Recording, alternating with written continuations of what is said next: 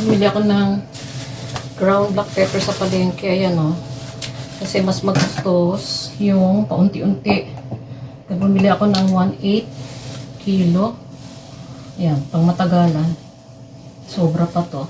Ayan. Mas makatipid tayo pagka maramihan. Kasi kung patingi-tingi, mas lugi tayo. Kailangan maging wise tayo sa pamimili. Ayan. Patis, konti. Arcade vinegar ito.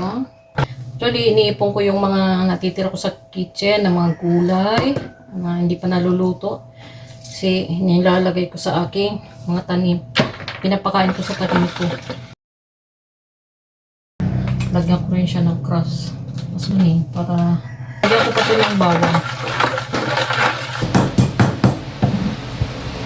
Ang ating bawang. Babad natin ito ng mga 15 to 20 minutes. So,